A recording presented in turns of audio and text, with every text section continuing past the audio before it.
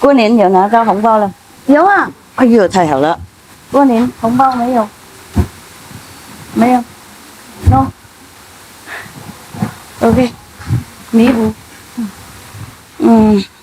我没有，我帐篷什么都没有。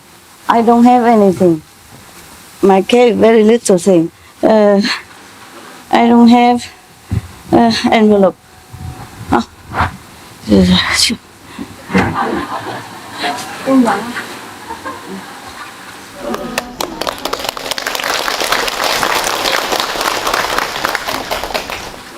The other nuns, monk already, New Year already have. This did not have.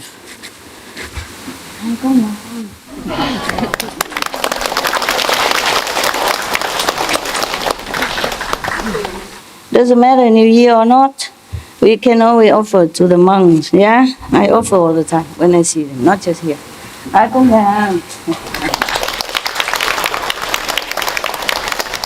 佛保佑，哎。对 ，thank you， 供养，没有多少，不過做翻啲。đem về cho mấy ni sư khác. She already has, but I say I have one left extra, so for her to maybe some other nuns or monks need in Vietnam. Vietnam can always use, yeah. Monks and nuns anywhere can always use some money, okay? Even if they don't use for themselves, they can always offer to other monks and nuns. They more poor. Yeah? You okay? Good. Thank you so much. Wow. A lot of people. That's good. That means you like to practice. The hair is a trouble. I want to cut my hair, shave it like them. Convenient, but cannot. At the moment, cannot. Oh, also this for you. Drink, okay? Beer, cola, juice, all none together, okay? 这个种煮饭的，他们偶尔给我1个、2个，懂不懂？然后我就省下来，我不喝，我喝水而已。因为有时候要给工人啊，他们进来帮我修理，就给他们。不然的话，就今天有和尚给他们吧。I give it from my kitchen, and they bring me sometime 1 or 2. You know, I don't drink, I save it one side.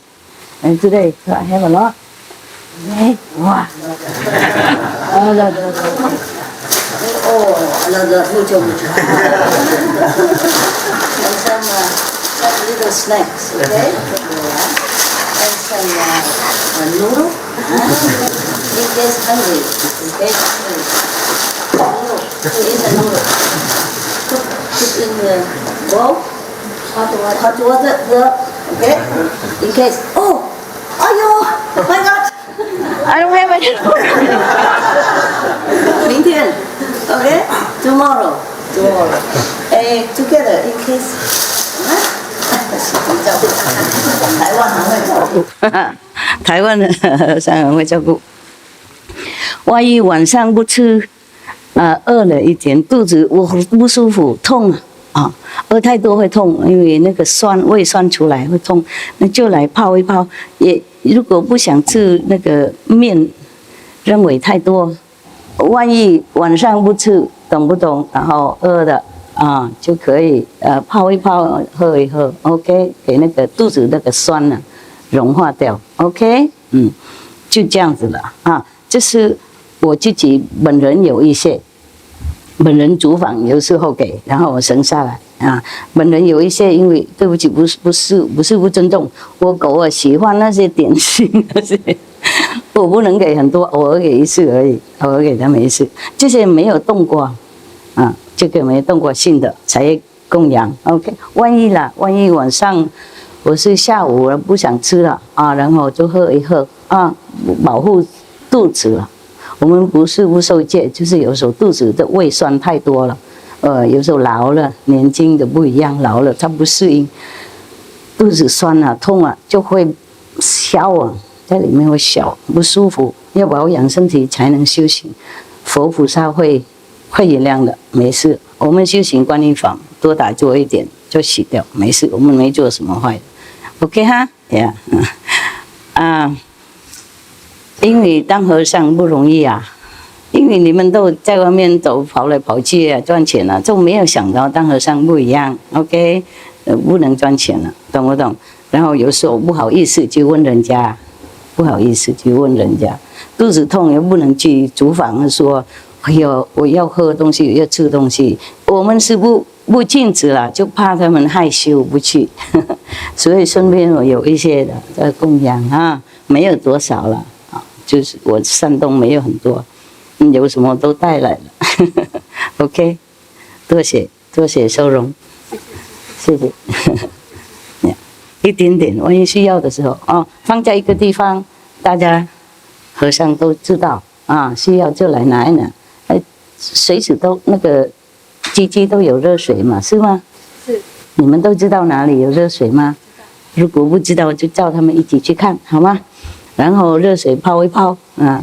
不然的话，喜欢喝热水也是来那边拿喝热水。有时候不舒服，不想喝冷水嘛。OK， 我们不是要求，不是刁难了，就是身体嘛，他有时候不听话。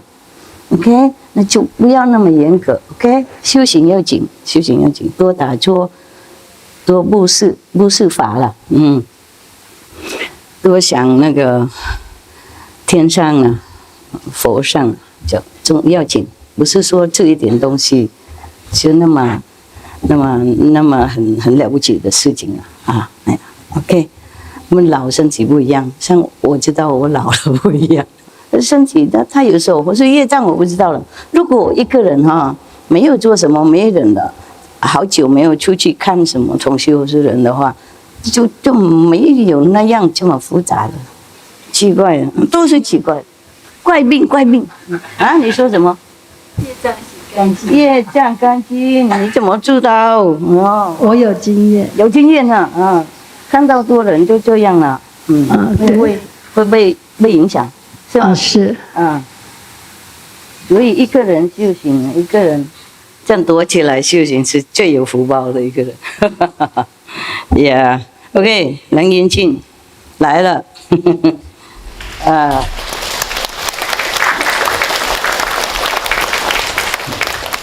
我这样做，大家看得到。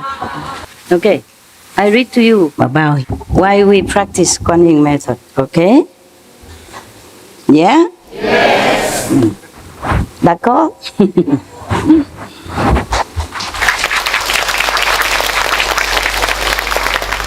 We should really thank the past masters, monks and nuns and scholars who have take time to record the Buddha's teaching after the master's nirvana, and also for the past and present persons, lay or monks or nuns who have really dedicated themselves, sacrificed their time and precious health or under any difficult situation to translate this so that I can read it to you. And we have to thank them. And may they be blessed forever by all the Buddhas, past, present, and future. May their merit be immense. May they be liberated forever. Thank you.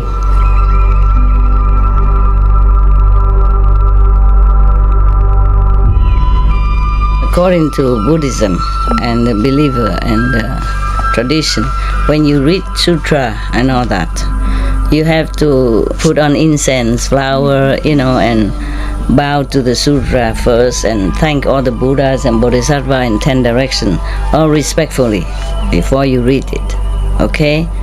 And then you cover the sutra also with silk, beautiful cloth, and I just make it more popular, more easy, simple. And I apologize to all the Buddha. I say if I done something wrong, according to the tradition, my heart is full of respect. It's just that I cannot always do that. So please, all the sin, whatever I've done wrong, is all on me. At least other people, they hear the names of the Buddha, according to the sutta, they will get benefit. Yes.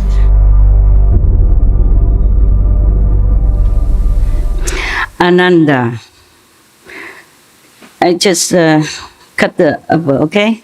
That is, upper one is no need to read to you today. Maybe another day is also very complicated. This is more like a more intellectual argument, yeah? Okay, so now, Ananda and the great assembly gained wisdom and awareness that was perfectly penetrating and free of doubt and delusion.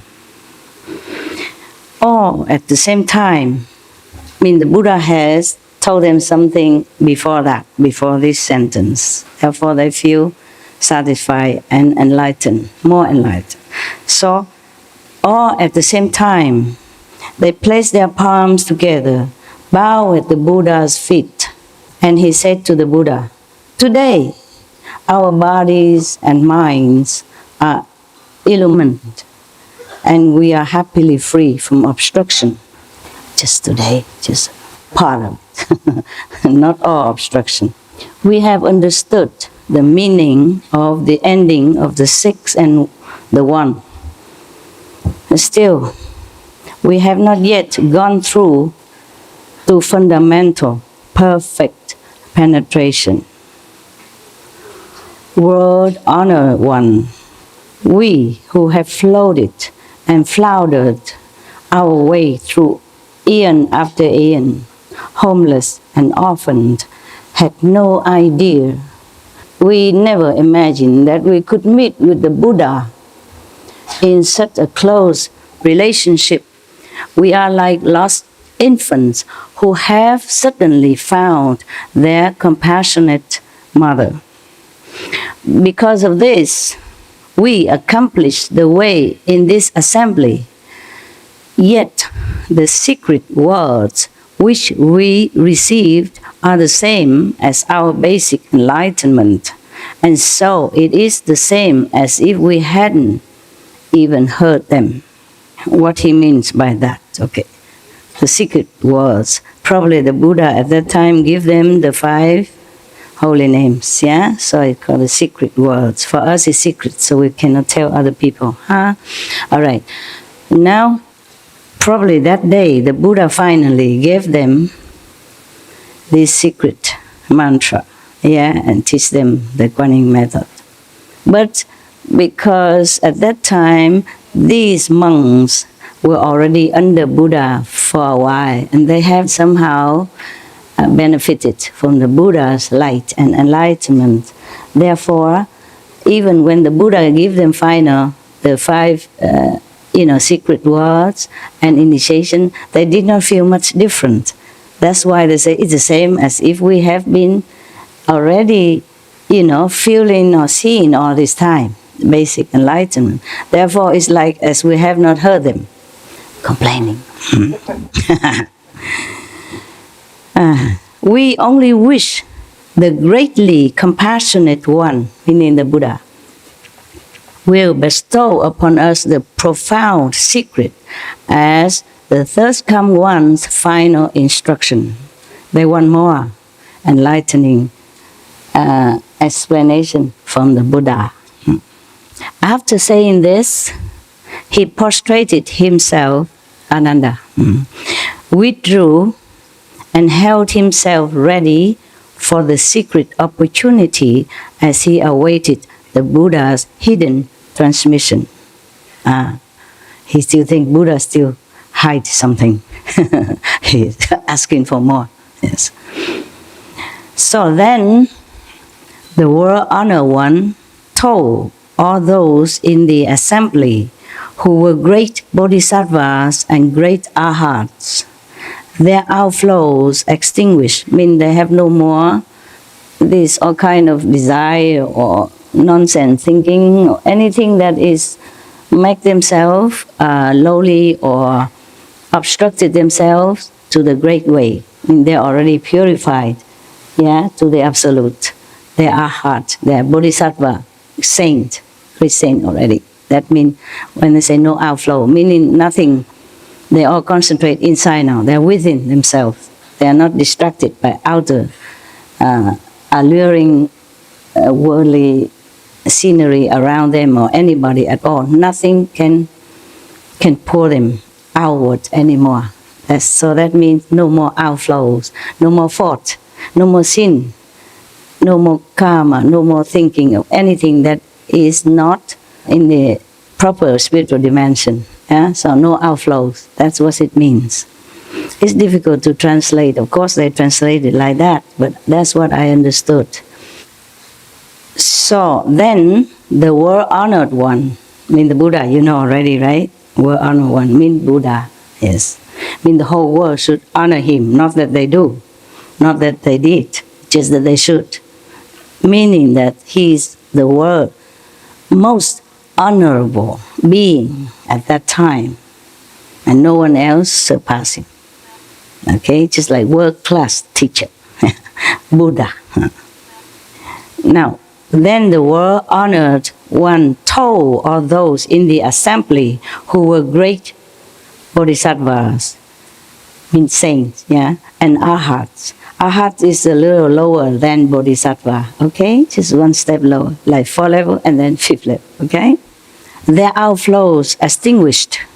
He said thus, all of you bodhisattvas and arhats who are born from within my Dharma and have attained the stage beyond learning, I now ask you, the Buddha asked, when you first brought forth your resolve and became enlightened to the 18 realms, which one of these brought perfect penetration? Through which expedient did you enter Samadhi? Okay, the Buddha had taught them different methods, or maybe they have just been enlightened by themselves through their own good karmic spiritually from the past life, or through to their sharp faculty in that lifetime, or because the Buddha's blessing. So each one of the monks at that time, Buddha did not teach them immediately the ultimate method. Buddha did not teach them the Kuan Yin method until that day, I guess. Maybe that's why he's explaining to them why you have to practice this one now, the Kuan Yin method, that day. That's why it come about here now, okay? So the Buddha asked them, the assembly of the monkhood, who always has been following him a long time, or years or months, which method has brought you enlightenment, to begin with. So one by one, they will tell the Buddha now, okay? Yes, not all Kuan Yin method, okay? Actually, when the Buddha was alive, he taught quite few methods, okay? And when Patanjali, one of the great Indian master, also taught his disciples quite different methods, okay? Oh, a lot of them, a lot of them. But we don't need all that. It's too confusing for you, and it's not so guaranteed. It's not so easy for busy life like today. And also because nowadays we are very, very much contaminated by so many things and so distracted. Therefore, Kuan Yin method is easier for all of you. And at that time, even at that time, the Buddha will say the same. Okay? Now I will read on and you will know what I'm saying. Huh? The Kuan Yin method I mentioned sometimes before already, like in Lotus Sutra, Buddha also say that. And other sutra also. And I say also in other religious sutra, they also mention here and there. I just say quickly when I go lecture. Yeah. But this is a more detail. Okay? One by one. I could tell you about, the Buddha already said that. Okay? So I'm going just to read it to you. It's more authoritative from the Buddha. You know, the Buddha, he took 250 plus precepts. He don't tell lie, okay? It's written black and white. He would not teach you for what? He went out and begged for 1 meal per day. What does he want from you or anybody at that time? So what the Buddha said should be true, okay, huh? Yeah. All right, now, one of the bhikkhu, meaning one of the high monk. Bhikkhu is a monk. Bhikkhuni is a nun. Understand that? Bhikkhu is the name, Sanskrit name for fully precepted monk 200多戒律250哈，对，250 more or less, maybe some extra or some less, because later on the Buddha said to Ananda, after his nirvana, some monks could relieve some of the small precepts. For example, you don't take a bath more than once every 2 weeks. Well, Buddha said for such a precept you can overlook, because in some area too hot, but also a lot of water is okay. The reason that precept was there when Buddha was there, because they assembled together and so many monks, and at that time we don't have tap. You complain about water here, but you should know, if you live with the Buddha at that time, you probably can drink only every 2-3 days. You can take a bath only every 2 weeks. Too many, you know, and they don't have enough facility. So of course, bath once every 2 weeks is okay. The Buddha don't know. He didn't even have to give me that precept. I don't have time to think about so often. You understand? If it's too bad, I just wipe, okay? Wipe myself, change clothes. For example, like that, yeah? Okay. Or maybe eat once a day only before noon, yes?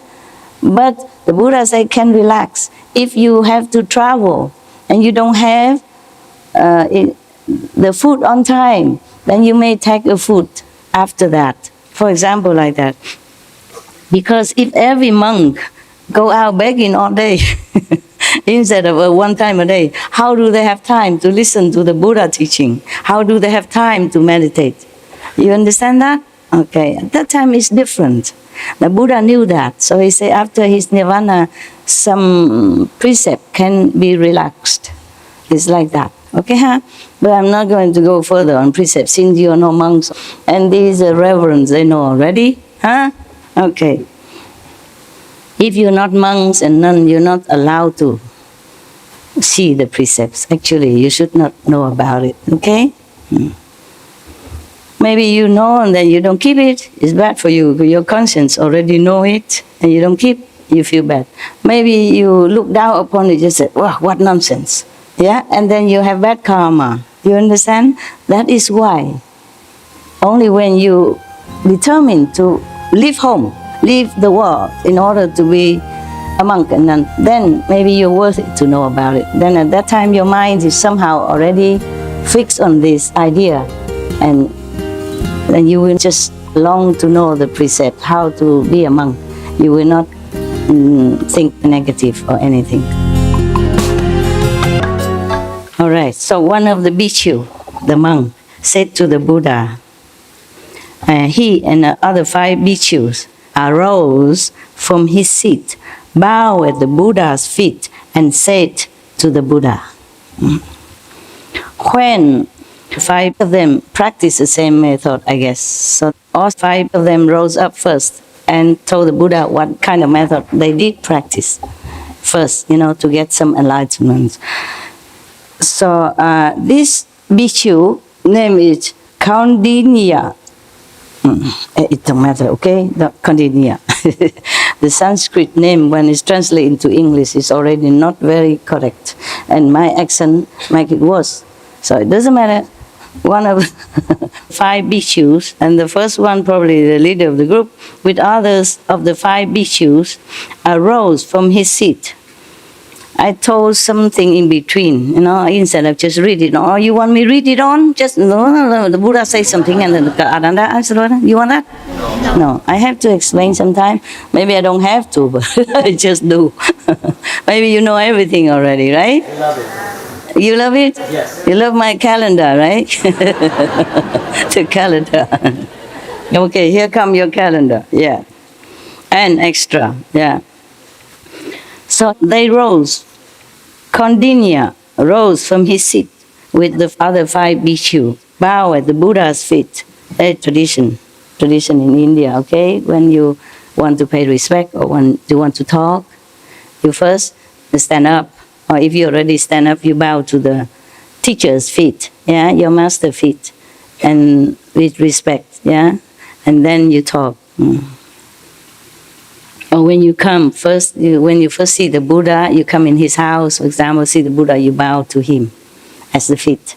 Yeah, touch the feet of the Buddha, put on your forehead, like that. It's Indian tradition, to pay utmost respect. Okay, that's all. All right.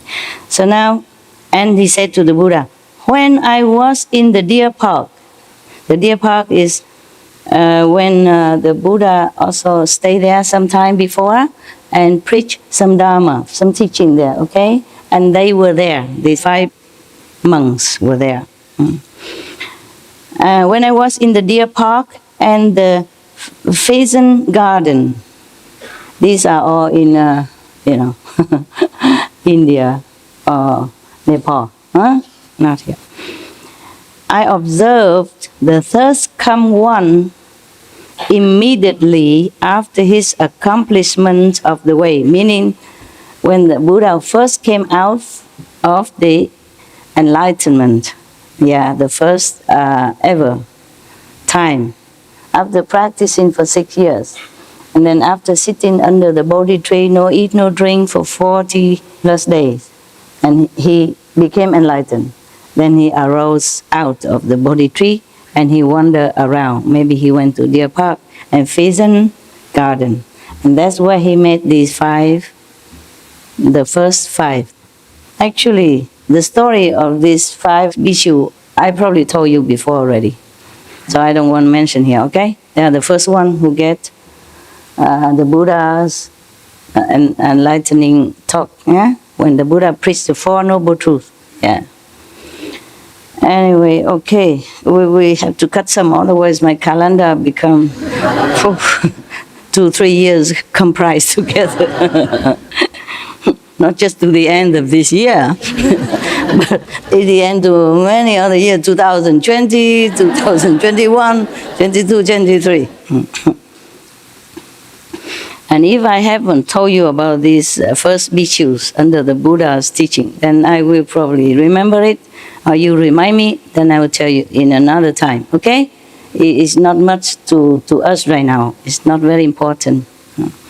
So it's just that important that they were the first one and they the first rise up and told the Buddha which method they were practicing, okay? So they say that the thirst come one immediately after his enlightenment, accomplishment of the way, meaning he just got the complete enlightenment that day, or maybe just a few days ago. And then upon hearing the Buddha's voice, I understood the 4 Noble Truths. You know? What is the 4 Noble Truths? Anybody know? Except the monks. I told already. Didn't listen. Forgot. What is the 4 Noble Truths? What's the first Noble Truth? Yeah, all of you have it. I don't even need to tell you. We all have. What is? First one? I give you my cup. The Dharma? Oh, no. That's not the 4 Noble Truths. That's the only truth. Okay. Birth. Old age. Sickness. Yeah? Death. Okay. That's the 4 truths that nobody can escape. Okay? Right. Remember now? Yes. I keep my cup. Thank you. It's good that I didn't lose my cup. I like my cup. I'm very attached to my cup. The yellow, it look good. Okay, thank you for trying to reserve the cup for me. Very good of you. So, when this bhikkhu, Kaudinya, heard the Buddha's voice, he understood the 4 Noble Truths.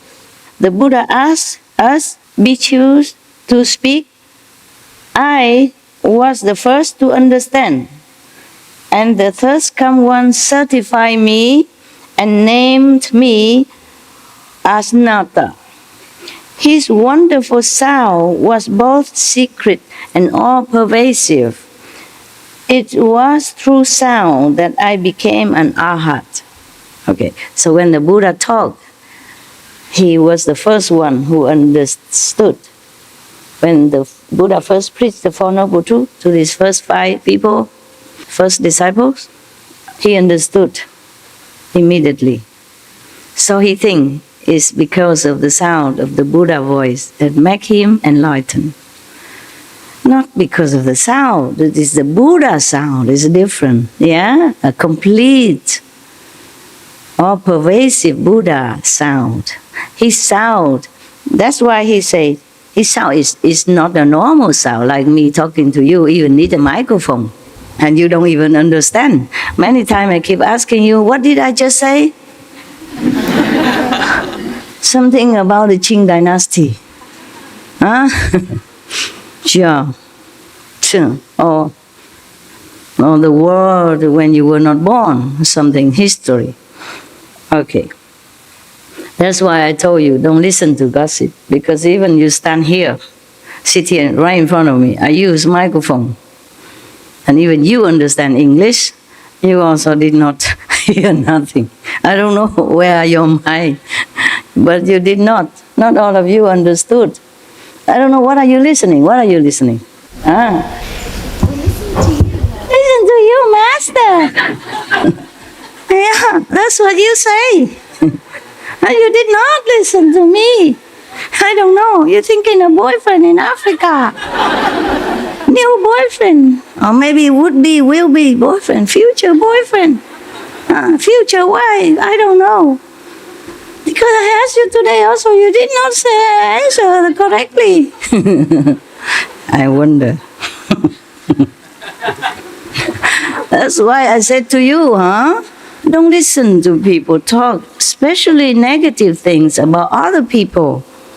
Even if you hear it, even with your own ears, or see with your own eyes, things are not the way it look like, or seems like, yeah? It could be wrong. You could be wrong. Some criminals, so-called criminals, went to prison for nothing, because the witness say that it's him. But it wasn't him. Maybe look alike. Maybe the witness see it wrong. Maybe he thinks wrong. Maybe at that time he was drunk and seen double. Who knows? Okay? So some prisoner went there, let's say wrongly accused, and even died. Have death penalty. That's why some countries, they abolish completely death penalty to avoid this unfortunate, event, unfortunate things happen to innocent people. So he said because of the sound that he became arhat. But you have to listen well. Listen, yeah? Listen well. He said that the Buddha sound, his wonderful sound, the voice, was both secret and all-pervasive. It was through sound, but this is different sound. You see that? All-pervasive and secret. How can that be? How can that be secret when the Buddha was preaching? Anybody know the cup is going? Is it your sound? 内在因不是 At that, in the sound, no. He hear the Buddha sound. He say the Buddha was preaching. You see, because the Buddha was preaching the Four Noble Truths, and he was listening. He heard it and he understood it. But it was both secret and all-pervasive. You always make me look like a wise person. You always force me to tell you the answer. Why is that? Okay. Since I have no choice, I pretend that I know. All right? And you just have to take it because you don't answer me. So you have to take whatever answer I give because that's what I knew. Okay?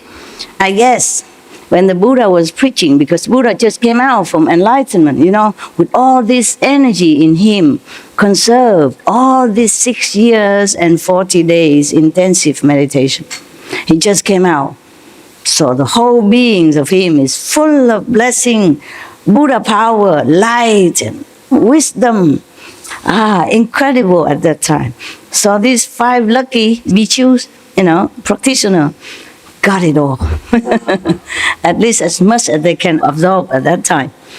So when the Buddha was preaching, he entered samadhi then. You understand what I'm saying? He's still here, one side from the Buddha's worldly voice, but inside he also hear the Buddha in all 10 directions then. Because when the Buddha says something, it's not just the humans that hear, the animals hear them. The devas from heavens hear them. The ghosts, all the one hear him. It's all in the 10 directions. It reverberates all over everywhere. And only when you're in samadhi, you hear it. It's different then. But because he's in samadhi, so he can hear both half from the Buddha voice physically and the inside, the true Buddha's voice. Therefore he thinks, okay, that's what enlightenment was. I was enlightened because I hear the Buddha's voice, which is secret and all pervasive. Secret because he heard it inside and all pervasive, as if only the Buddha was only whispering to him. Because he see nothing at that time anymore. He hear nothing else. He don't see the other 5 bhikkhus. He don't see anyone else. He doesn't see anything. Only Buddha and him. Only the Buddha's voice. That's why he say it's secret. But then it's all over, everywhere in the 10 directions he can hear. Because he opened his ear at that time. You see, the Buddha blessing make it happen like that. Yeah? In the presence of the Buddha, many wonderful things happen. So this is what happened to him.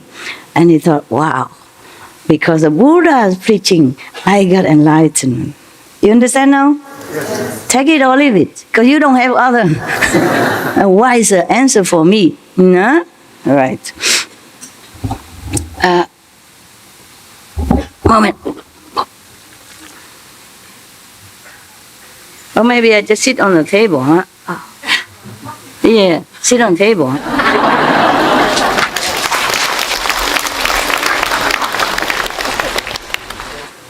Now I can sit like a Buddha. Oh. Thank you. Okay, so the Buddha asked us about perfect penetration, as I have been certified to it. Sound, voice, voice, is the superior means for him. Is it? What if you don't have anybody ever talk to you? What if you stay in the jungle? Only animal or bird singing. How would you get enlightenment then? Huh? See? Okay. But the Buddha will tell you later. I'm not saying, oh my God, I forgot. I told the end of the movies. Oh, but that's just one. There are many more to come. Okay, so now another bhikkhu. Whoever stayed with the Buddha at that time are only bhikkhus. Okay, not bhikkhuni. Bhikkhuni come later. Nuns come later. When his mother, the stepmother came and begged him for becoming a nun to follow him, that's when the nuns began. Before, Hindu don't have any nuns because it's inconvenient. They think the woman in India cannot go out without any other man or family member, understand? Otherwise they'll be looked out upon and harassed or molested. It's still nowadays. Less, of course, less, yeah? Less than before. Yeah, they're more liberal now. But in some remote area, maybe such custom still prevail. And any woman go alone is a no-no in India. It's not respectful. So, at that time, whoever stay, even if I don't say it's a monk, you should know it's a monk, okay? Because here it doesn't say a monk Upanishad. It just say Upanishad. Then you should know he's one of the monks.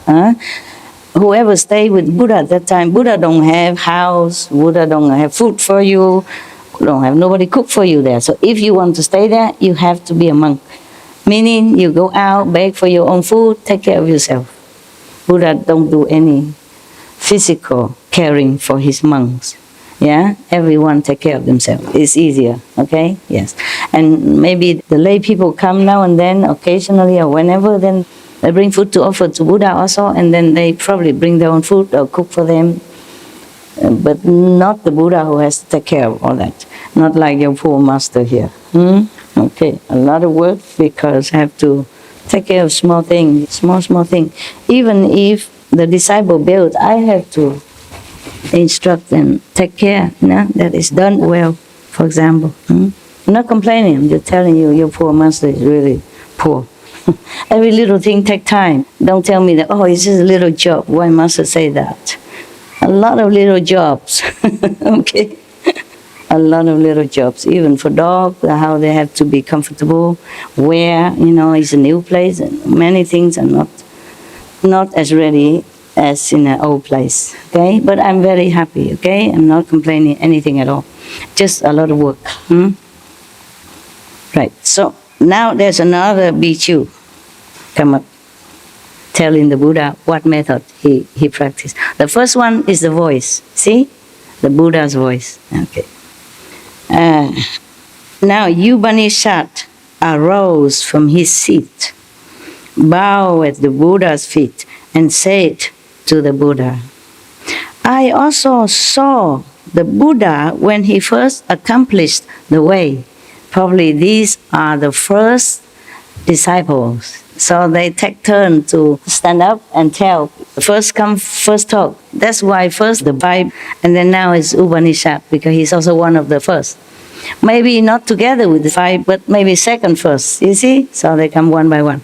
Upanishad say, I also saw the Buddha when he first came out of Samadhi, of the perfect enlightenment accomplishment.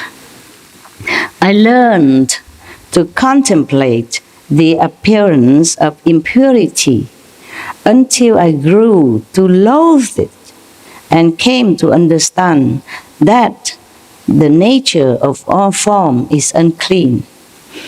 Bare bones and subtle dust all return to emptiness, and saw both emptiness and form are done away with. With this realization, I accomplished the path beyond learning. The third come one certified me and named me Upanishad. The object of form came to an end, and wonderful form was both secret and all-pervasive. Thus it was through the appearance of form that I became an arhat. The Buddha asked us about perfect penetration, as I have been certified to it. Form is the superior means. What means form? Like you are a form. He is a form. I am in the form of a human. Or any other thing here has a form, okay? Air doesn't have form. Water maybe don't have. But these have form, okay?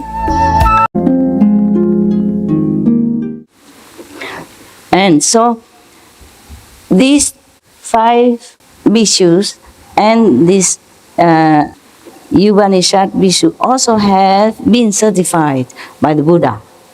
Certified meaning when they told him about their experience, yeah, and the Buddha said, yeah, that's that.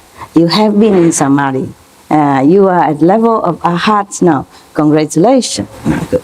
Buddha first came out of enlightenment. I would also like to be there. Taking in all this blessing, you understand, power, and I love, when Buddha first come out, he's so generous, you understand me? Whoever come, take it. And he has no worry about karma or nothing at that time from disciple. But even then later on, he has karma, because more disciples come, more karma accumulated. And even the Buddha cannot digest it immediately if it keep repeating and coming and not enough time to erase. Just like if you are very dirty, take a few showers, longer time to clean. If you just sweat a little bit, just a little soap or even no soap, you rinse it out. When it's accumulating, you've been working all day in the hot sun, in the dirt, in cement, in rock and all that, then of course you're more dirty. And all day, and not just a few minutes or few 1 hour, 2 hours, different. Same.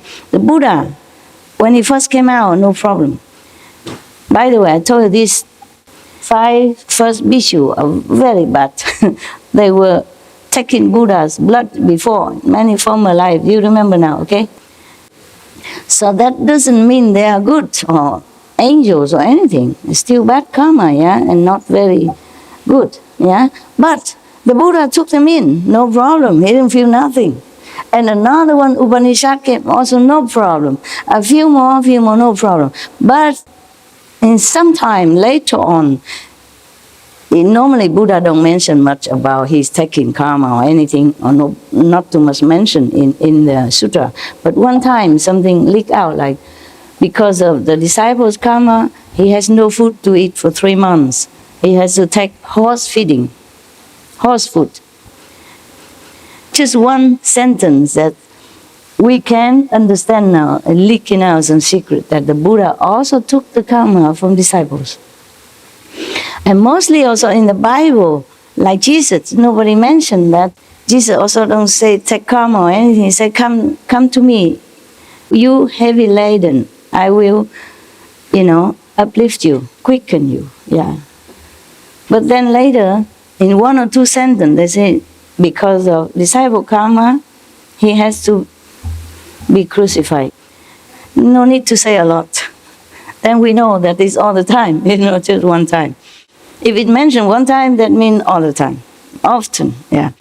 So the Buddha, at that time, he just came out, powerful, strong, don't have disciple, just 1 or 2, or even 2 dozen, 200 is a piece of cake for him. Later on, 2,000, 200,000, or maybe more. Then he crumbled, just for a little bit. And because of the disciple that he could not even stay long in the world. He's supposed to stay long, forever. But Ananda didn't answer, didn't beg him to stay, didn't say, oh, please stay. So finally, Buddha has to go. Nobody invited him to stay. Ananda was blurred and blinded by the karma of all people around him, and the Buddha's disciples' karma as well. See? It's not Ananda alone fault. It's not his fault alone. It is a magic, web that casts on him and make him oblivious to what the Buddha meant. You see, Buddha cannot obviously say to him, Ananda, I'm going to say that I will stay forever, and then you have to invite me, okay? Buddha cannot do that. But Ananda is not enlightened enough at that time. It all has to be that way. It's not his fault, okay? Only after the Buddha nirvana, the Sangha looked down upon him, thinking he's always been living next to the Buddha and not enlightened enough, so they kick him out. Kick him out of the great assembly. Say, you're not worthy to be in here with us. And then kick him out, and he's so sad and shame, and he went to the forest, sit 1 night only. He became enlightened, enough to come back. And later become one of Buddha's successor. Huh? But that was Ananda. Don't dream about it, okay? Ananda, he was an ancient Buddha also, okay? He just played his role at that time. Somebody has to play some role, okay? Not like 2 Buddhas sitting together, okay? 2 Buddhas sit together. But don't think that you are also playing your whatever role, like Ananda, okay, huh? Please. So, when the Buddha certified, somebody said, oh, okay, that's level, you are Arhat. That's why he said that. So form is the superior means. At that time, because of the power of the Buddha blessing, so he suddenly realized that all form in this world are impermanent and made of dust only, and then it will return to dust. Yeah. Therefore, he became enlightened at that time. Maybe the Buddha taught him thus. Yeah, because the Buddha also taught this kind of method to some of the bodhisattva at that time. Yeah. Now, so there's the person now, another bhikkhu, the pure youth, younger monk, adorned with fragrance. That's probably his name. Okay, sometime in India they have names like that. Yeah. Remember the Buddha name Clear Light. Yeah. It's just a translation of the name. Yeah, it's like my name, the Chinese is Ching Hai, translated to pure ocean, huh? Like that. Just like your name, maybe Rose, it's a flower. Yeah? Okay. So the pure youth, one of the pure monk, young, adorned with fragrance. His name arose from his seat, bow at the Buddha's feet. Tradition, I told you already. Buddha didn't want to do that. Buddha did not ask anybody to do it, but he just let it be. Okay? Otherwise, everybody come up and bow and say, no need, no need. And then everybody else come, no need, no need. He would say all day, no need, please don't. Too much trouble. In my time, it's easier because I talk in the microphone and people record it and you already overheard it. Master say, don't bow to her. Don't pay obeisance, don't prostrate, nothing like that. Also, I don't need a lot of hurrah, okay? All right, now, I know you love me. That's why you forsake your comfortable home to come here cramping together. And I do know that, huh? All right, you can express yourself sometimes, but not always. Okay, no need. We family, okay? If you see your mother come in from work, you clap. Or if your boss come in to work with you, you clap. Okay. But even then, I record it in recording, and we have SMTV, tell people, don't need to bow to me. And still, one time, one of Vietnamese old man, comrade from Vietnam, he want to prostrate to me 3 times. He said because it's a Vietnamese tradition that when you accept by a master that you respect and believe, you must prostrate 3 times. And some also bring some gifts, tradition. But I say, no, nobody prostrate to nobody here. Don't do it. Because if you prostrate to me, I have to prostrate to you, and I'm too old now.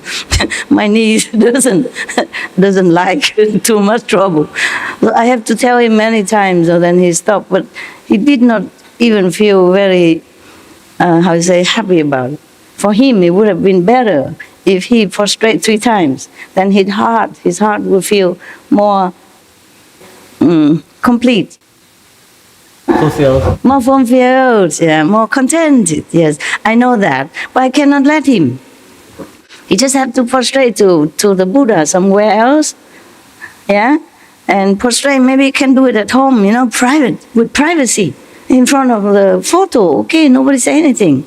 Why have to do in front of the assembly? And if I let him, then everybody want to do that. Why him? Why? And then everybody come and prostrate, and then we have no time for anything. Look, if I sit here waiting for all of you, come in front of me, prostrate 3 times. Imagine when it will finish. Yeah?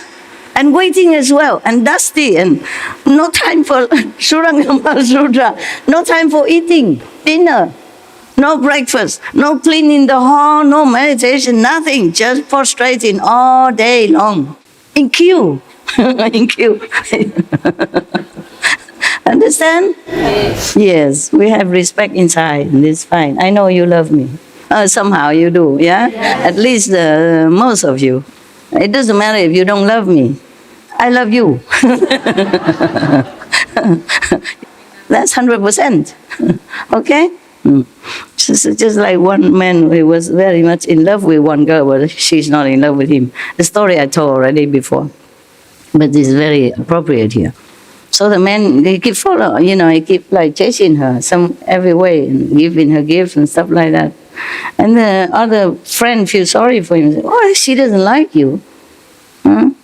She doesn't love you. She doesn't care about you. Why you waste your time? No. Our love is 100%. What are you talking about? The man said, who 100%? You mean she loved you 50? He said, no, I love her 100%. My love is enough to cover for both. Yeah, what logic. It's so cute. All right then. So he said to the Buddha, this adorned with fragrant adorned Bhikshu tell Buddha that I heard the thirst come one teach me to contemplate attentively all conditioned appearances. After I heard thus from the Buddha's instruction, I sat in repose in the quiet of a pure dwelling, just like you sit, in your corner at home meditation. I sit in a quiet corner of a pure dwelling.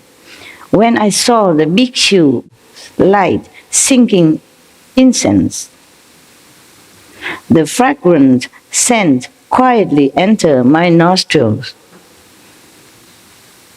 I contemplated this fragrance. It did not come from the wood. It did not come from the emptiness. It did not come from the smoke. And it did not come from the fire. There was no place where it came from, and no place it went to. Because of this, my discriminating mind was dispelled, and I attained the absence of outflows. Yeah. The third come one certified me and called me adorned with fragrance, according to his experience. Yeah, defiling scent suddenly vanished, and wonderful fragrance was both secret and all-pervasive. Again, it was through the adornment of fragrance that I became an arhat. So, the fragrance awakened him. But this is different. It's not like you sit here, I put an incense next to your nose, and you became an arhat. I wish I could. Then I would buy all of the incense in the whole world and put a bunch in front of your nose. Then we are done with, and I don't have to come here. Yeah? And I will go buy incense and put on everybody's nose I can outside in the world.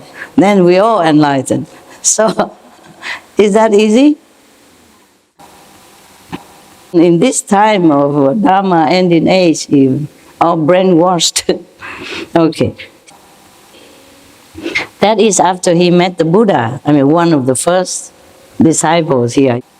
Buddha is still strong, yeah, young, full of power, yeah, newly enlightened.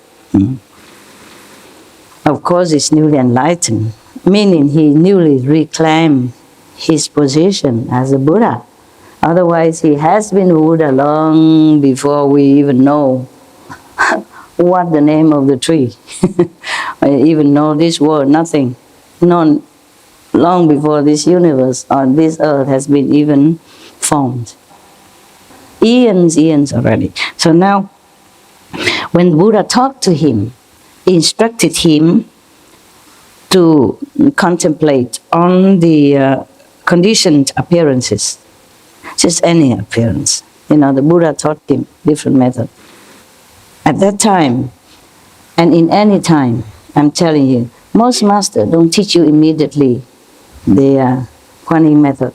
Have to first purify you, like Milarepa. His master make him work and work and work from one house to another, saying there, not good enough, make another one over there. And then over there, no good, take it, make it over there. You understand what I'm saying? Yeah. Also same with many Indian masters before. They teach you something else first. So like that. So the Buddha taught this bhikshu when he first came. When he first came, he wasn't even monk, yeah? Maybe just the lay people and who want to follow him. Then they became monk later on. Because if they want to stay with the Buddha, they have to take care of themselves, They cannot just rely on the Buddha to go shopping. Go for shopping for them or cooking for them, yeah? Or make money, buy food for them. No, cannot, huh? Okay.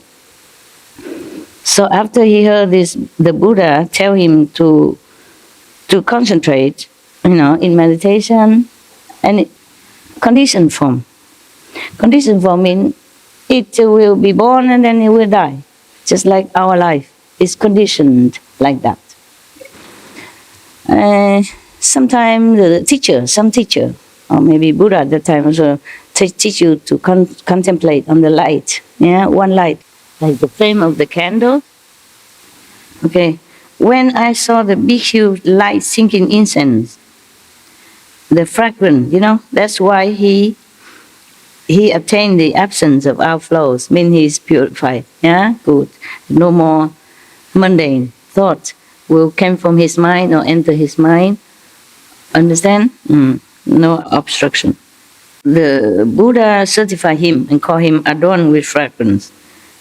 And then any defiling scent suddenly vanished, and wonderful fragrance was both secret and all pervasive. You see, this is different type of fragrance that he smelled. He saw the bhikkhu, other bhikkhu were lighting incense.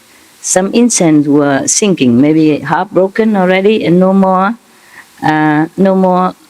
flame, no more burning. So some bhikkhu, some monks, take turn, probably on duty.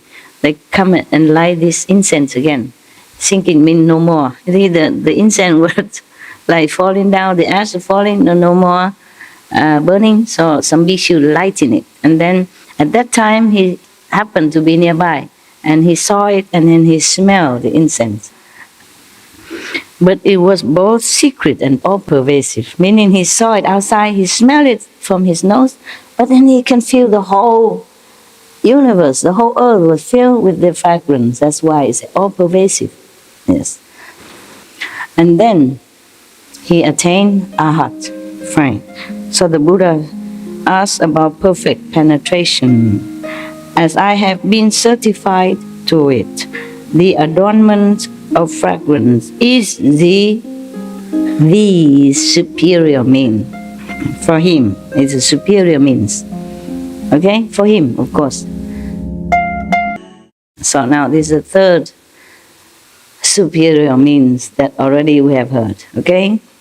All of them, all three groups has attained Arhat, purification, Samadhi. Of course, at that time when he smelled that incense, he already entered Samadhi due to the Buddha blessing, because Buddha just instructed him to go meditate. Buddha blessing went with him, not just instruction by mouth, but the Buddha says something to you, bless you. Yeah, so he went and he entered Samadhi, but he still can smell the incense from his own nose. But yet he feel the incense is filled all over the 10 directions. That's why he feel it's secret, private, for him only, but also everywhere. Because he's already lifted up. He's already lifted up. I tell you, these things are true, It's true like that. You can see outside and inside at the same time. You can be outside here and inside at the same time. And when you come down halfway, then you might still see some flashing light, like sometimes when you sleep, something suddenly wake you up and the light still flashing when you're back into your body. But then it's gone, of course, yeah? This thing like that happened. And it happened to me also. Today I just told the kids my own story, I see things, but it's not there. Like I see a beautiful sofa, which I imagine it should be, and then it wasn't. It wasn't that sofa. It was an ugly sofa that I did not like. And I saw the whole Taiwan become like European. But it wasn't. I was in Taiwan. I even call everybody to ask, am I in Taiwan or am I in Europe? And they all certify me that I am in Taiwan. Master, you are in Taiwan. And we are in Shihu now. After the third certification. I know. Okay. And then I saw the sofa, which is not the sofa. I stand in front of it and praise it. Oh, this is the sofa that you should buy. This is good. This is the sofa I wanted you to have. Wonderful, wonderful. And later I said, please buy me another sofa like that. They bought me the same old style that I already did not like. I said, Master, but you ordered us to buy the same sofa. I said, the same, the white one, the beautiful one that I praised in front of you. They said, yeah, we heard you praising the sofa, but we did not know why, because you told us you don't like the sofa before. And all the whole Sihu, none have this sofa anywhere. And none even in any catalog that we saw. Okay, so later I give up. I just accept the whatever ugly sofa that I did not like before. Because they keep moving, and then they will buy me another ugly sofa anyway. So I said, never mind. It's only for dogs and me. Fine. And then I told the kids also that sometimes they buy me juice in a plastic bottle. And they give me just like that, yeah. And then before I live somewhere, there's no filter water, so I just drink the juice. Sometimes in the kitchen, they bring me some, sometimes 1 bottle, 2 bottles, and I drink it in order to use a bottle. So I save about 6 bottles. To wash my hand, or to dampen the cloth sometimes, to wipe something. Yeah, so I don't have to go out in the rain to get the water. So I have a 6 small bottle, small like this, 6 of them. I'll put it there next to a bucket, yeah, so that I can wash my hand or rinse the towel in it. When I don't want to go out to get water, I always have some water inside. Also very convenient, sometimes the water they cut off because I often have to repair water pipe and stuff here. So I always have some water in case, I feel I'm very smart, And whenever I use it until only 1 bottle left or none left, then I bring them all outside, I fill it in and bring it back in. And I put some in pockets, some under my arm, I just bring them all in together, 6 bottles. And one day, okay, same usual. I always put the bottle in front of, whatever empty, I put right in front of the door, behind the door. Before I open the door, you see it right in front of it. But the door has 2 panels, One side I fix it with the latch so that you don't have to always open. Because if you don't fix one at least, then the wind will blow boom, boom, boom. Even if you lock, it still go pluck, pluck. So I put the 5 bottle in front of that latched door part. The other part can always open the latch and go in and out. 1 part enough for me. I'm only small. No need 2 or both open. They make it 2 in case you bring furniture in, but I don't have any furniture. I have only a step and 1 step and 2 steps. You can use that as a chair. And also to step higher to fix some curtain or something. That's enough, okay? I don't have table because in the cave already have some stone structure with the height. You can use it at the table. What for have a lot of things and I have to dust it all the time, I'm lazy, working too much already. And then I put the bottle there, 5 of them together. Put right next to the door, so when I come out, I will take them together. I won't forget, see? I don't have to come back in again, let the bottom come out. Whenever bottle empty, I put right there. So the door is like this, okay? This is my inside house, okay? Inside. This is the door. And when I want to open, I open like this. Got that? And this side fixed. This side open when I want to. Or otherwise I lock them together. Understand? I lock them. Those feel safe, yeah? I lock double. Double chain and another lock. So it's equal to 3 locks, okay? At night, yeah. And whenever I'm inside. When I'm outside, I don't care. Lock or not lock, doesn't matter. But when I'm inside, I lock 3 times, okay? Okay, so now I put the bottle here. You see what I mean? Right next to this fixed door panel. And then whenever I get out, I just take them, put both pockets or put in a bucket and get out together. Yeah? Throw away the dirty water that I wash or something. I use for mopping or anything or wiping things. And then take the clean water to the bottle to come in. That day, I put already 4 bottles together there. And I saw it, I know it. When I want to bring it out, I saw only 1 bottle. And the bucket. Nothing else there. And it's funny, I just put it full there. Just now.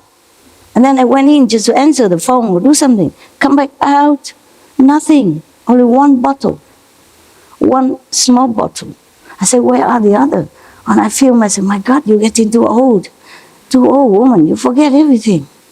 And I really don't have. There's nothing at the door, so that's hidden. No furniture. It's just always the foot there in front of the door, you know. You cannot not see it. And it's a routine job. It's not like first time I forgot. No, nothing. Only one bottle. So I said, okay. I went back to the other area, look, nothing, nowhere, because the cave is mostly empty. It's nothing hidden anywhere that I cannot find. 4 bottles missing. I said, I must be cracking up, you know, old, because nowhere else can find. And outside the sink, nothing, nowhere, outside, inside, nowhere. So I feel very confused and sad. I took 1 bottle and bucket, go out, do it, fill 1 bottle. I said, okay, I don't need you for 1 enough, just more trip, okay? All right. And I put the bottle in, put the bucket where it was already, and then I went back to do some work, paperwork, as usual. And then later I had to go out through the door again. I saw 4 bottles right there. 1, 2, 3, 4. It's like army, you know, I put 1, 2, 3, 4. I said, huh? What happened? It's right there. I could not understand it. And I have to check with, with the wise guys. And they said, what happened? Did you hide it, or what's wrong with my eyes? Something wrong? They say, no, your souls had not completely come back from the high, too high. That's why you didn't see it. You see only half. I said, okay. Same with the sofa. Same with the Europeanized Taiwan. Yeah, it happened like that. Oh, why I told you this? Something, a fragrant, yeah. Just like both secretive and all pervasive. It's like that. When your soul is not completely there, not completely in the physical world, yeah, but some is still lingering there. You're not completely up, but you're not completely healed, yeah. So it happened to me several times, you know, more than several times. But some other time I probably didn't notice, you know. I thought, oh, maybe I forgotten. But the bottle you cannot forget, because this is a thing I do every 2-3 days, you know. When the water, almost like every day, I put right there. And even if I forgot, I have not put it there, then why I found them there just a few minutes later. You cannot not see it. It's an empty door, nothing there. It's a green color, so the whitish bottle will be standing out. You can't miss it. The thing is a routine also, every day. I mean, I do it ever since long time, you know, so you cannot say, I forget or I don't see. How can I not see the 4 bottles standing there? I was really go back and forth, keep looking. I go back to that place again. Really don't have. And I went out, fill the bottle, come back in with the bucket. Also don't have it. Not there. And then I go work, go back to the wall, you know, I commenting this and that, some work on the computer, and then I probably got myself back together. And when I have to go out again, I saw them right there, like an army, and like 1, 2, 3, 4, very neat and tidy. Telling you, both secret and all pervasive. So this person, through fragrance, you know, he thought, yeah. So he told the Buddha that the adornment, you know, the smell, the essence of the fragrance in any way, yeah, is the superior means. All right. Next one, the 2 Dharma princes. They call them 2 Dharma princes, probably because they were princes from other country, or from smaller kingdom, or from just one of those small kingdoms somewhere. There were 2 Dharma princes, 2 princes, male. One is physician king, and the other superior physician. And 500 Brahma gods in the assembly arose from their seats, bowed at the Buddha's feet, and said to the Buddha, from beginningless kalpas until now, we have been good doctors for the world.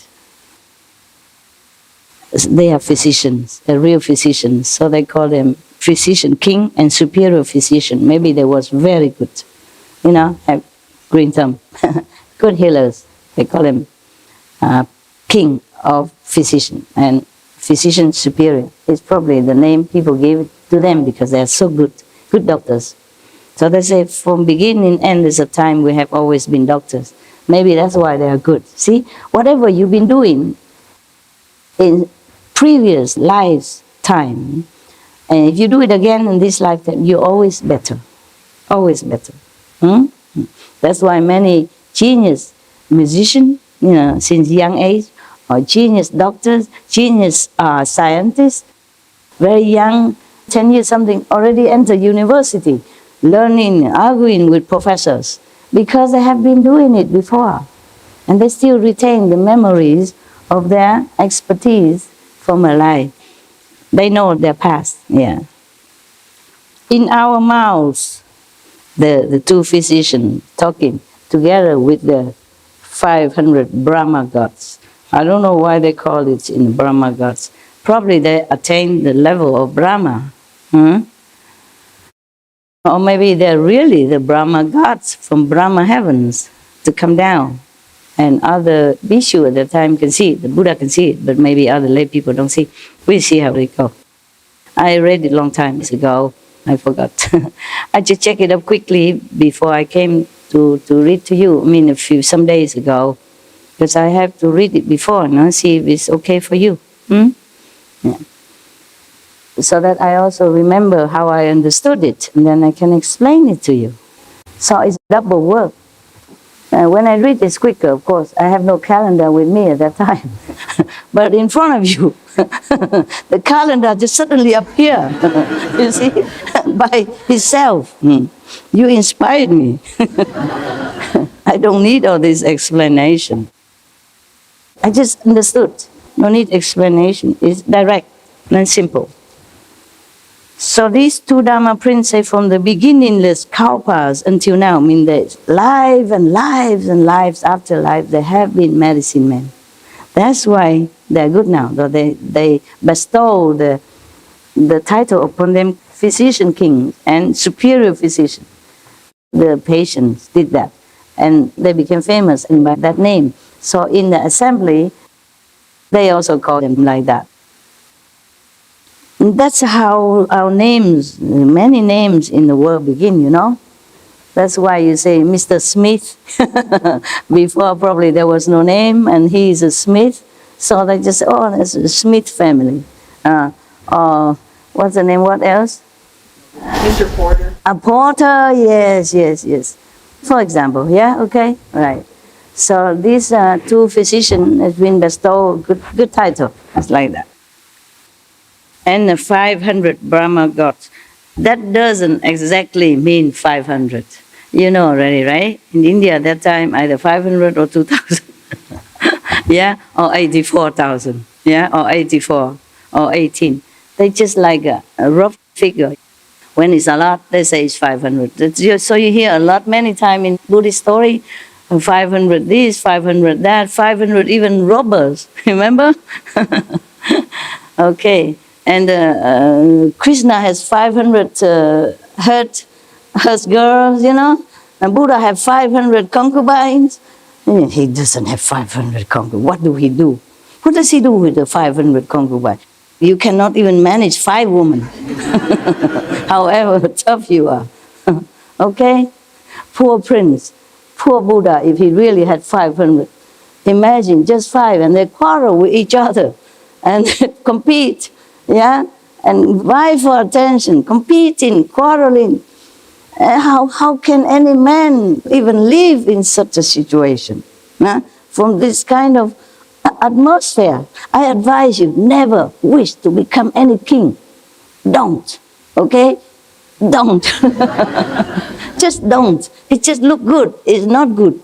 Or even president nowadays. That's why they don't vote a president forever. 4 years, 5 years. Understand? Very wise. Too much work, yeah? I wouldn't want to. You see, even among practitioners, I want to be alone. Even with you, it's the best already in the world. in my opinion. Still, I need to be alone. I cannot bear too long. It's okay, I come out, see you now and then when I organize a time for you, but not to need to clean my house, nothing. I live in a cave, which is very good. It doesn't look perfect and clean, so I don't have to always keep it perfect and clean. It's a very good, like mud house style, you know, inside is mud. It's not wet mud, it's just like dry. So why worry cleaning every day? It's dusty, it's dirt anyway. Very convenient. I like it. It suits my busy lifestyle very well. It's not like I'm attached to it, okay? I'm just happy that I found it. If I don't have it, if I have to live in a house, I will, okay? And I will act accordingly. But I'm just happy that I don't have to worry so much dusting, polishing the furniture, you know, wiping the bathroom walls, nothing. No. They make me a very temporary kind of, construction kind of bathroom. Plastic or maybe metal painted on it, I don't know. After I bath, I just use hot water to sprinkle all over. I spray some vinegar or some soap and then I spray the hot water because it's very small, just enough one person. I spray also my toilet and also rinse it with boiled water. You know, boiling water I already have in the bathroom. Clean, perfect.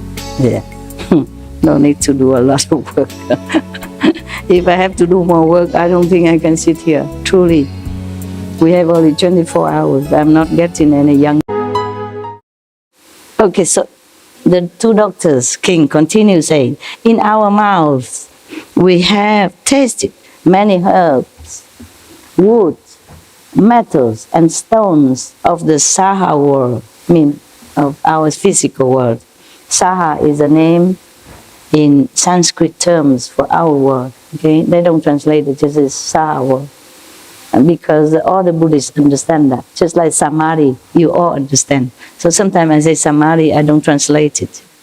So 108,000 flavors. Oh, it's a change here. 108, not 84,000, not 2,000. 108,000 flavors.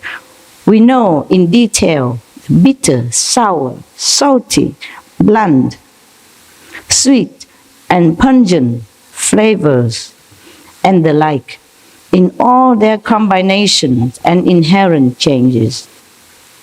We have a throughout knowledge of whether they be cooling or warming, poisonous or non-poisonous, meaning they have to know all the healing property and the contradicting properties of all the herbs, the wood, the stone, whatever they use to combine to heal people. Okay, this is truly a glimpse into a physician's world.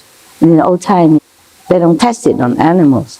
They don't have that many, they cannot catch all the animals to test it. Nowadays, we're so cruel, we test it all on animals. Luckily, it's getting less and less now. Otherwise, my heart just cannot bear if I think about it. It's just wrenching me, you know. Okay, so the doctors in the old time, in our physical world, have to taste the thing themselves. Sometimes they know it's poison, but they have to still administer first on themselves, bit by bit. And sometimes they get poisoned. Yeah, sometimes they can cure themselves, sometimes not. But they have to administer on themselves first, taste it first, before they can,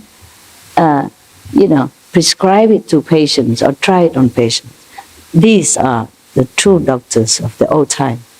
They have to go and harvest the herbs and pick the stone, those stones with mineral property, healing property, and the wood, whatever. They have to do it all themselves. Or maybe just a few assistants. If the doctor are more famous, they have probably more disciples, and they help him also. But not like nowadays, not so easy. And they have to taste all that to see whether or not they heal them. First, they put poison or something that make the patient ill, and then they try the medicine, see how much in order to heal them. They think this may heal, but they're not for sure, you see. They're doctors, physical. They're not like gods or something. So they have to try it. You see? try until they heal themselves. First they have to get sick or get poisoned, and then they heal themselves. Sometimes they overdose because they don't know how much, sometimes mistake, and maybe they die or gravely ill. This is a true fate of physicians. So we nowadays take all the doctors for granted. But they are also working very hard. You understand? They mingle among sick people, infectious patients, day in, day out. Sometimes got infected themselves.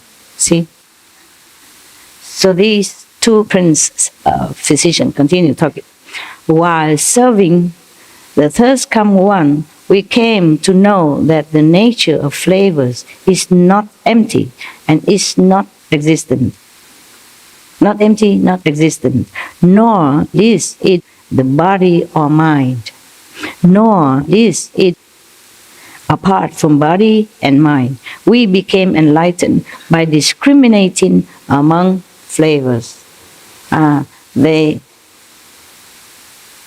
concentrated, not like you discriminate by by your taste and then you enlighten. If it's so good, I go pick all the herbs, give you 2 different herbs, and you discriminate between them. Oh, this is peppermint, this is basilicum, and you be enlightened. It's not like that, okay? Otherwise, I can do that. Yeah? It's not. Who knows why? Just discriminating between the herbs flavor, they became enlightened. Who knows why? I'm not giving you a cup because, okay, you just have to learn. Why? So that they don't get contaminated between each other? They're not contaminated? Yeah. Anyone else? No cup, just your wisdom I want. Yeah.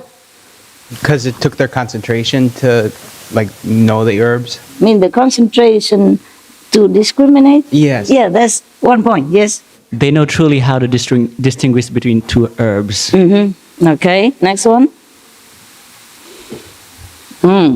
Okay, you force me again, huh? Dig it out for me, huh? Okay, I pretend again that I know something. Buddha's blessing. You're next to the Buddha, yeah? Somehow you get some help from him invisibly, even if Buddha did not proclaim that. If you're next to somebody who shower, some water will sprinkle on you. If you go in a perfume shop, somebody spray perfume on this person, you're next to it, you also get a few drops. And you also smell something, huh? They follow the Buddha wholeheartedly. At that time, they even forsake their own jobs and fame and power over the patients and the world outside, family and everything. They became monks. They believe so much in the Buddha. They love the Buddha so much. They want to be with him, to learn from him, and then to help the world in a larger scale, not just by medicine. So they are so pure already. All of them here. They're not normal monks. They're Buddha's monks. They're next to his house every day as monks. They talk to him every day as monks. They listen to the Buddhas every day as monks. Yeah? They're begging for food only monks. They have only 2-3 robes monks. They have no house, no wife, no kids, no nothing monks. They are with the enlightened master monks. Okay? Right. So now, because of that, not because of the herb discrimination, you're sidetracked by their profession. Yeah? Just like the magician, they do some hula hop and you keep looking at their movement. You don't know the other thing they're doing. They distract you by one movement, while the other movement secretly they do something to show you something. Yeah, because you're distracted. You don't see where you should see. You just think, oh, medicine man, of course, the medicine, the herb. So we have to concentrate. Nah, you see that? Yeah. Got you. Got them. Yeah, distraction is our problem. Yeah. So it's not easy, huh? But of course you pretend you don't know so that I pretend I know. You want to give me all the credit, and I thank you for that. Good people, good heart, so good. Yeah, very charitable. Yeah? They don't want me to lose face, you know. So they say, oh, we don't know. Just talk nonsense. So that master says something. Thank you. Anyway, you just want to keep me here. That's what it is. Longer calendar. So that I can sit here all the time, be your bodyguard, babysitter. Yeah? So, you see that? All right. So, they were serving the thirst come one, you see, that's when they know the flavor is not empty, not existent, not this, not that, neither that. They were serving the thirst come one at that time. Yeah, giving him medicine or maybe some checking out, you know, the body, is anything good? Maybe just a general checkup. Or maybe Buddha has some pain at that time, or some coldness, or something. And they were serving him. Know that, okay? It's not the normal, like they just sit there and smell in the herbs. Oh, enlightened! Wow, so cheap? No, they were with the Buddha, and they were serving him even. Meaning taking care of him. Physically, personally, closely. Yeah? Maybe touching here, touching there. And at the same time, maybe just sworn out by the Buddha's blessing. Meanwhile, we're halfway, still the hand still touching or making medicine, but the soul went up. Therefore, all pervasive and secret at the same time. Just like I see only one bottle and the other four, I don't see. Truly, personal experience. How can you not see? If you see one bottle, then you see the other four. Because they're together. Understand then? And if I didn't put it there, how come I return? They are there. Yeah. And same with the sofa or Taiwan become Europe. I call 3 people, our disciples. They all know it. I'm in Europe. Still in Europe? No, Master, you in Taiwan. See who, Master, see who. 3 persons confirm with me. And then slowly it fade off, you know, and then I recognize the same thing again. The same see who. But it wasn't same to me before that. And I was working in my office. It's not like I sit in meditation, nothing to do, dreaming about Europe, reminiscing about Europe, miss Europe, nostalgic about it. No, I was busy working on my desk and looking out the window and saying, where am I? You know, like Europe, not the Siu that I knew. I know my place. I've been there many years. How can I not recognize my own office and my place outside, you know? Same trees, same yard. Even if we change the trees, nothing changed. Maybe the tree grow bigger now than 10 years before, but it's still same surrounding. You know, I walk in, walk out every day. For years, how can I not know? Now you know that, okay? So, because of that, otherwise I would not understand what they mean here, or how come secret and pervasive at the same time. It is like that. It's truly, what's saying in here is the truth. It's not fairy tale, nothing. It's very simple, logical. You can be in 2 worlds at the same time. Many worlds and physical worlds at the same time. And that is for sure. So therefore, they were serving the thirst come one. You see, they were checking out on the Buddha, administer medicine or checking out on his health. Okay? And of course, you're so near to the Buddha. Yeah? What would you get? Yeah? All right, so simple, right? Because normally they have been tasting herbs for eons already. They say kalpas already. I mean, thousands, millions of years they've been physicians, tasting all kind of herbs already. It's not the first time. So when they were tasting or checking out the herbs for the Buddha, only at that time they suddenly realized, not the same. It not come from this, and not come from that, and not from here, not from there either. Suddenly they realized that, how can? Thousands of kalpas passed already. Only now they realize it. So it cannot be that they concentrate on the medicine or herbs. Nada. You have to listen. Okay, 1, 2 words difference make a big difference at the meaning. So the thirst come one sealed and certified us brothers and named us as Bodhisattva physician king and superior physician. Of course, they are superior now. They are not just tasting the herbs, but they know the empty nature, the illusion of nature, of anything, including the herbs and the medicine. Yeah? They know the illusion, nature of our world. That's what it is. So the Buddhas, of course, this is a superior physician. Not normal, not just knowing the herbs, but knowing the true nature of herbs and all things. We should really thank the past masters, monks and nuns and scholars who have taken time to record the Buddha's teaching after the master's nirvana, and also for the past and present persons, lay or monks or nuns who have really dedicated themselves, sacrificed their time and precious health or under any difficult situation to translate this so that I can read it to you. And we have to thank them. And may they be blessed forever by all the Buddhas, past, present, and future. May their merit be immense. May they be liberated forever. Thank you. Wow. That's very good that I can relax a little bit among you. I feel all of you who came today are very good.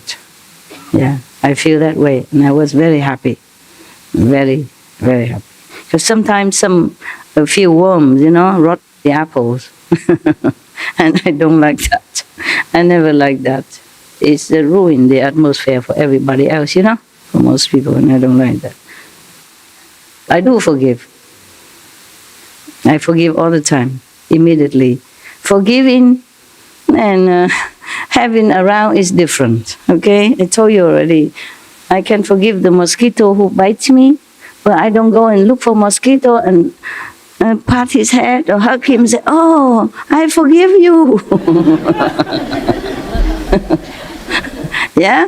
And if a snake bites you, okay, you run to see the doctor quick. Don't stay here and pet him and, "Oh, snake, you okay? You also have Buddha nature. I forgive you." Or if the tiger there, you run, okay? If he bites you already, especially, you run. You don't stay there, "Oh, tiger, I forgive you." Or you already run, go get doctor, already heal yourself, don't go and look for the tiger. And say, "Oh, a few days ago you bit me. I forgive you. Come have a hug." Are you hungry still?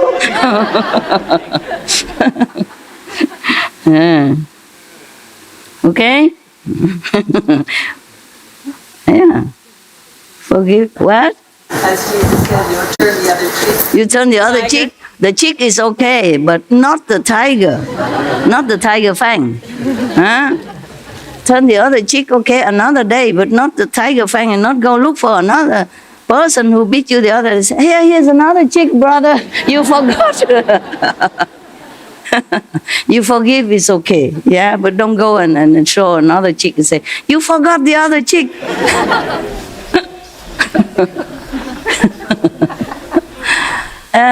And tell him, Jesus say, if you beat me once, slap me one cheek, I have to give you another here. Here it is. I'm a follower of Jesus. Go slap me another cheek. Yeah. You must have compassion and wisdom. Both. Not just compassion. Okay? Wisdom is important. I told you many stories, huh? Yeah? One snake, follow a teacher, become enlightened. They all can, huh? The animals, they also can preach to you even. Any animal's kingdom, they have one teacher. And they listen to that teacher in their level, okay? So they also are enlightened in their way, okay? Maybe 4 level or 3rd level teacher, but they have a teacher. All animals group have, okay? Or kingdom have. Race, animal race, they have one. So I told you many stories, there was one poisonous snake, and he followed a teacher, so he didn't bite anymore, he became good and quiet. But one day the teacher came back and saw him beaten black and blue, half dead. Teacher said, "What happened to you?" The snakes say, oh, the children, they came and they swing me around and pick me up and throw me on the rock and all that. So I became like this. So the teacher say, oh, why did you do anything? You told me I should not be violent. I should not bite. Then the teacher said, I told you not to bite, but I didn't say to you not to hiss.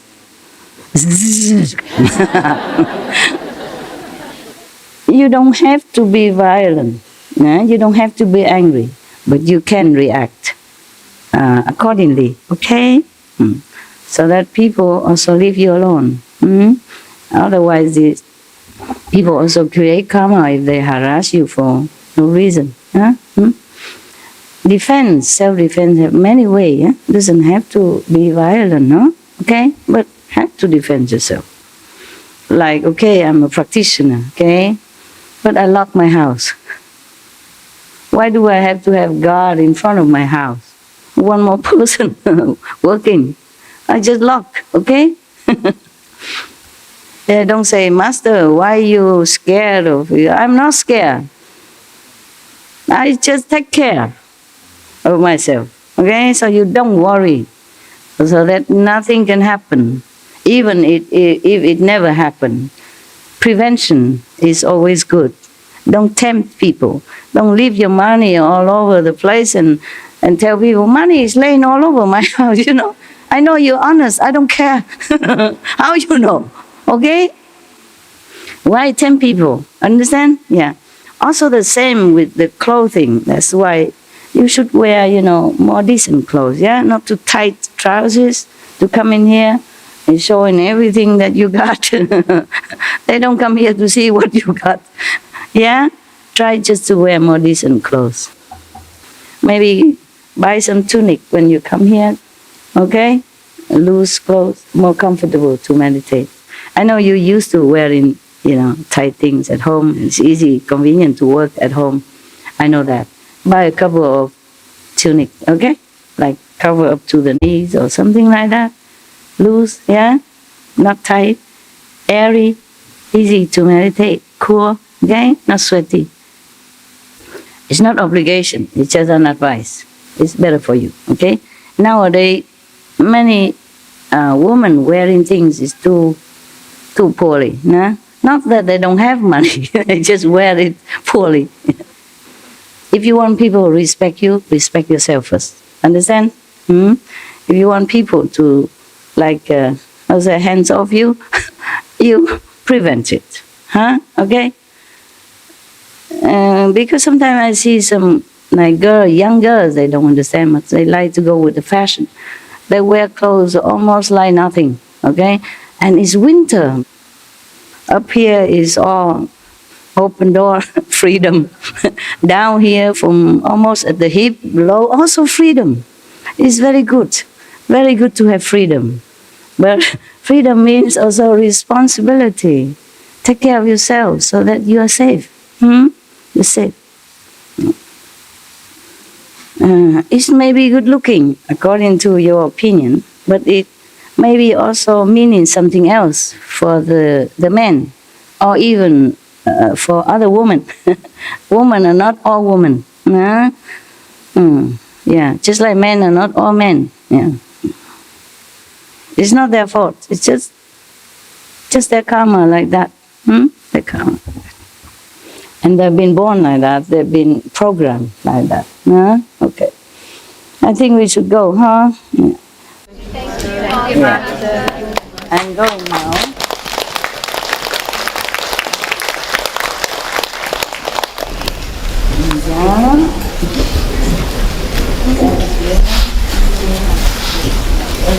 Look good though. They are sweet. Yeah? Brush your teeth. At least rinse with water. So you don't get tooth problem. Okay? Within 20 minutes. Because the bacteria will be there. Within 20 minutes after eating anything, you should brush your teeth. Or if you don't have, quickly then rinse as much as you can. Floss. Good night then. Love you. I appreciate your attention and you're really trying very hard. Thank you so much. I'm not sure if I can try as hard as you, if I am you. Okay? Thank you. Thank you. See you. Yeah, all of you. Love. All of you. God bless. Buddha bless.